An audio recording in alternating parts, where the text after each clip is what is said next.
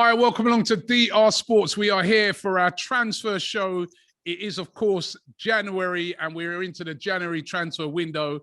And, of course, we've got to speak to one person when it comes to transfers, and that's the legend himself, Fabrizio Romano. How are you doing, Fabrizio? Hello, my friend. I'm great. Thank you. Always happy to be here with you discussing football and transfers. Been busy? Yes, always busy. Always busy. Imagine in January how busy I can be. January's a bit of a crazy month, isn't it? Yes. Because it's one of those months where everybody's talking about transfers, but they're so difficult to get done in this month, isn't it? Yes. It's very difficult, and also it's about the strategy because you have the games. The strategy sometimes could be to wait for the end of the window for some clubs to be forced to sell some players with different conditions. For example, I have a source that is always telling me first week of January you're asking for 20 million, second week is 15 million, and final week is loan by option. So many clubs are waiting for the opportunities, and it's going to be interesting, but I think we can have some surprises in the coming days. Yeah, lots of brinkmanship going on at this time of year, like you said, but there has been a few deals that have been done already. Kieran Trippier today signing for Newcastle from Atletico Madrid. And Newcastle is one of those teams at the moment that I guess every agent, wherever they are in the world, are looking for their telephone number to give them a ring and offer them a player because, number one, they're in a dire situation at the moment in which they're trying to make sure they stay in the division. But number two, they're loaded. They've got loads of money. They've got all their money from the Arab backing. And as I said, they've got Trippier done. What other players do you think they could be in for this window? They will go for, after Trippier, for a centre-back. Centre-back is one of the priorities they have. At least one, maybe two, but at least one. The favorite name is Sven Botman from Lille. This player is very good. They already offered 30 million a few days ago, and the proposal was turned down. Then they're back with a fresh bid around 35 million plus add-ons. But Lille, from what I'm told, have no intention to sell the player. So Newcastle will need something big and big to convince Lille and to have a proposal accepted. So it's really complicated. The player wants Premier League move. So we had some rumors he was not convinced about Newcastle. I'm told that is not true. He would be open to discuss with Newcastle, but it's about the club because Lille at the moment have no intention to sell him. Then let's see what happens for left back, because they're also looking for a left back if they will have an opportunity on the market. Creative midfielder, this will be a position I will keep an eye on in the coming days. Let's see also on this point if they will have some opportunities, and then the striker. I think they will go for 3 or 4, maximum 5 signings in January, including Kieran Trippier, and so it's going to be super busy in the coming days. Yeah, Luca Digne's one that I've heard that they're very interested in. Luca Digne's surplus to requirements at Everton. He seems to have fallen out with the manager there, Rafa Benitez.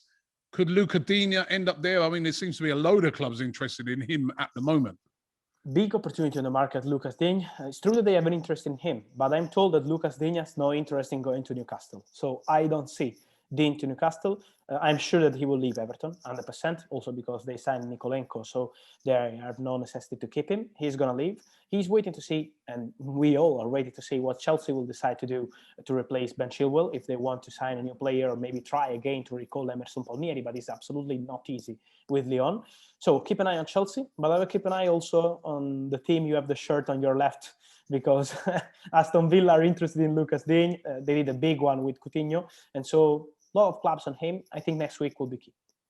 Now, one that for my club, Arsenal, that there's been a lot of talk about is, and I remember you talking about this player a lot when we was doing the show in the summer, and that's Dusan Vlahovic of Fiorentina.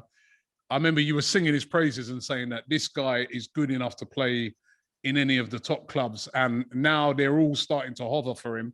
Arsenal, is there any truth in the fact that they've already made like an offer for Dusan Vlahovic?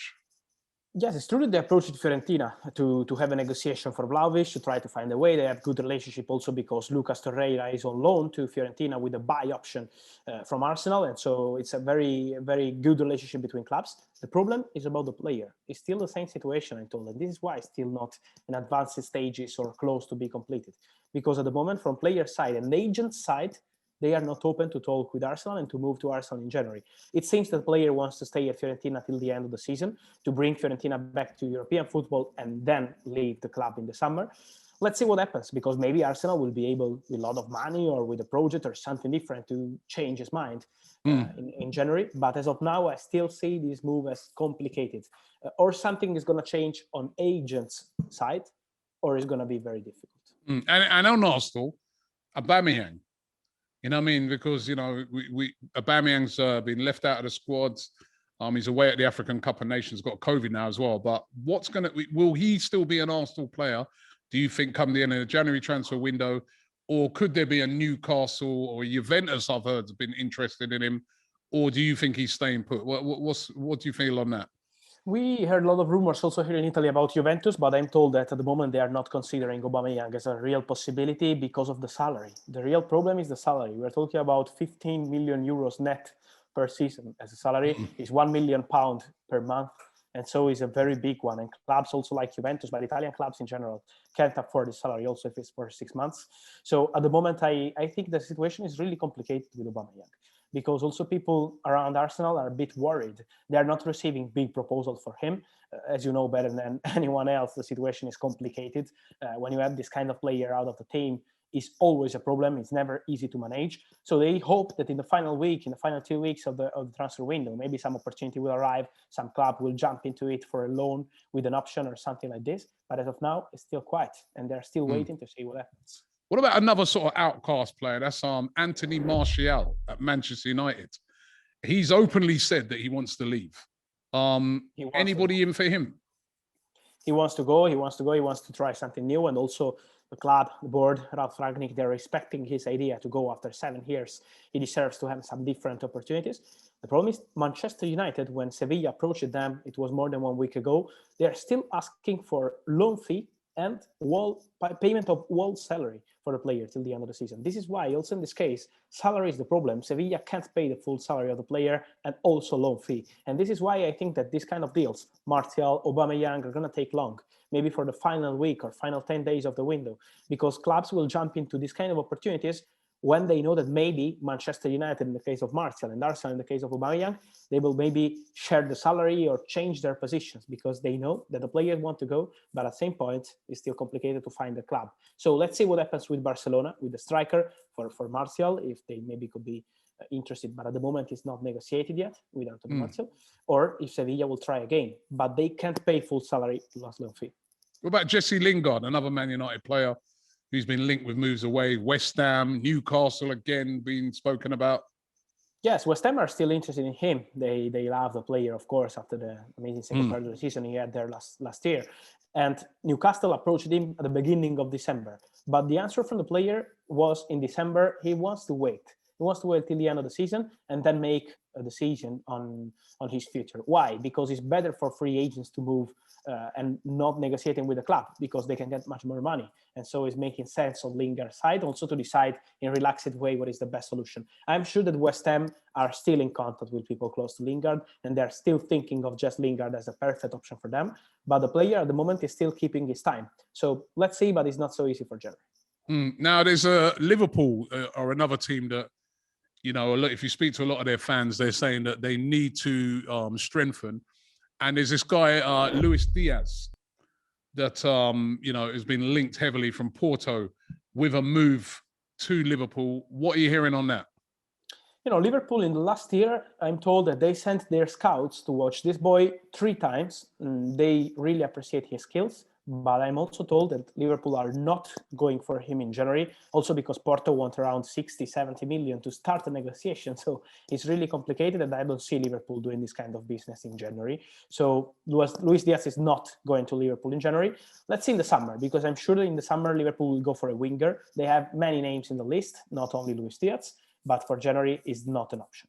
All right, Alexander Isak, another player that is, you know, interesting. Lots of teams that are looking for a striker. Newcastle again, Arsenal, various teams. Isak of Real Sociedad, could he be on the move this January transfer window? I think it's going to be difficult, you know, because he has a release clause and we're talking about around 70 million. And so it's not easy to change Real Sociedad mind in January. Arsenal are keeping tabs on this boy. Manchester City are keeping tabs on this boy. So there are many top clubs that during next summer, I think summer will be key for Isak more than January window. Why? Because, as I mentioned, he has a clause. Real Sociedad has no intention to let him leave in January, so they still hope to keep the player. And in the summer will be strikers market. So Vlahović, Holland, Mbappe, we will have many on the market. And Isak will be into this kind of story for many top clubs. So Arsenal and Manchester City are watching him closely, but for January it's going to be difficult. The club that's interesting to me as well is Barcelona at the moment. They seem to be having a right fire sale. They've got rid of Coutinho, he's gone, and they were saying that they needed to get rid of him just to enable them to register Ferran Torres, who they bought from Manchester City. But there's other players that they're looking to get rid of. Ousmane Dembele, again, linked with loads of clubs. Samuel Umtiti, the centre-back. Even Frankie De Jong, I've heard, is up for sale if anybody wants to come and pay it. I mean, what are you hearing about Barcelona? Yes, let me go player by player. So saying about Frankie De Jong is not leaving the club in January. A lot of rumors on Man United, but I'm told that it's not true. In January, nothing is going to happen for him. And same for Ter Stegen. We also had rumors about him. For Umtiti, Barcelona are prepared to let him go wherever he wants. They just want to change and to make room for new signings, as you mentioned, for Ferran Torres and also for the next one. So Umtiti is a player that is available on the market. We had rumors on Benfica, on Fenerbahce, but nothing is happening. Let's see if maybe it could be an option for Newcastle. If they are not able to sign Botman on anyone else, they have also Diogo Carlos in their mind. Let's see what happens for Newcastle. But Umtiti is a player who is on the market. Ousmane Dembele, they made a proposal to him. It was a meeting 1 week ago. Barcelona made an important proposal to Ousmane Dembele, but he wants more than what Barcelona are offering him. And so this is why it's very difficult for Barca to find an agreement with Ousmane Dembele. But I still see him leaving the club as free agent more than in January. And you don't think because I've heard Man United... there's been Liverpool's, there's been loads of clubs. Not for January. I think these clubs, many clubs, will be in the race in the summer. But for January, I think it's going to be very difficult to see Dembele accepting any proposal because it's making no sense for him. Looking at some of the clubs that really need play. I mean, Tottenham Hotspur is another one where a lot of their fans are screaming at the moment and saying, give Antonio Conte a load of money to strengthen the team. What are you hearing about Tottenham? Who are they looking at? Or do you think he'll get a lot of money this January to buy players? They need to get rid of players. They have so many players, and so on Ndombele, Doherty, Bergwijn, maybe. They have many players to sell or to offload in the coming few days. And this is the mission for Tottenham. And this is why the market is going slow for Tottenham, because they need to sell some player or offload some player. And this is the mission. And then immediately after, priority, centre-back. They want to sign a new centre-back. Antonio Conte needs a new centre-back, so they will be on this point. Let me say, no De Vrij, no Skriniar, no De Ligt. A lot of rumors from Serie A is normal because the director of football is Italian, Antonio Conte too. But nothing is going to happen for this kind of players in January. And then midfielder is another thing that they want to do if Ndombele will leave the club and if maybe Dele Alli too will leave the club. On Tottenham, let me say, keep an eye on swap deals, because they are looking for solutions for potential trades, swap deals in the market in January. And so it could be one of the possibilities to keep an eye on in the coming days. So you don't think that they will openly splash the cash sort of thing? I think it's not going to be something crazy. So when I see names for 70 million, 80 million for a single player, I think this is not going to happen in January. It's going to be more about opportunities, an important centre-back opportunities, and then in the summer, they will go big. Will Man United bring anybody in?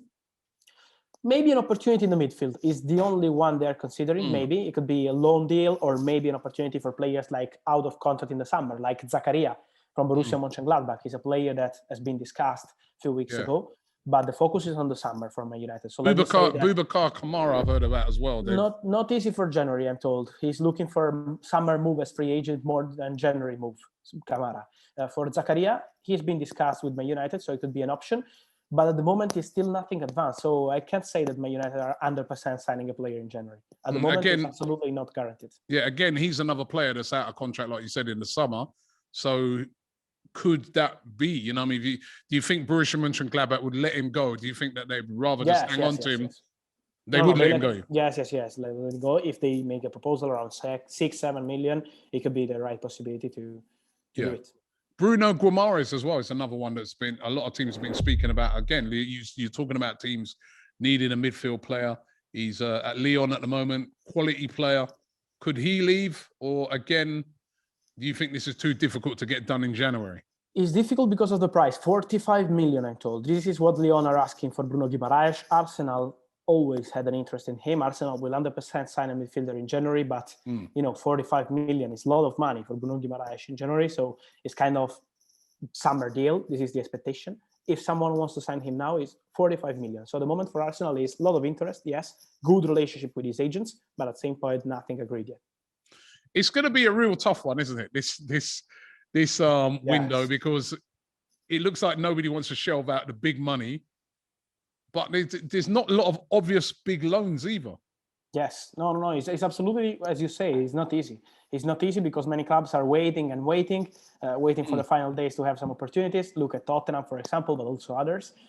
It's not going to be an easy window, but I'm sure that it's going to be interesting, in particular in the final days. And if you was to pick a player that you could say could be the biggest sort of signing of this window, or players, who do you think that might be? And I'm putting you on the spot. I'm really curious to see this Botman story, to be honest. I see Newcastle as the Sven Botman of Lille. Because this is a fantastic player. This is a fantastic centre-back. So if he decides to go to Newcastle, and if they are really able to change Lille's mind, I think it's the biggest statement for Newcastle, like saying, okay, we can say experienced player like Trippier and we need them, but also young talents. Botman is a player for Man United, Man City, Barcelona. He can play in this kind of level. If he decides to go to Newcastle, and if they're able to sign him, it means that they are really ready to build something big for the coming years. Okay, well, listen, we're going to be keeping our eye on it. It's a pleasure to link up with you again.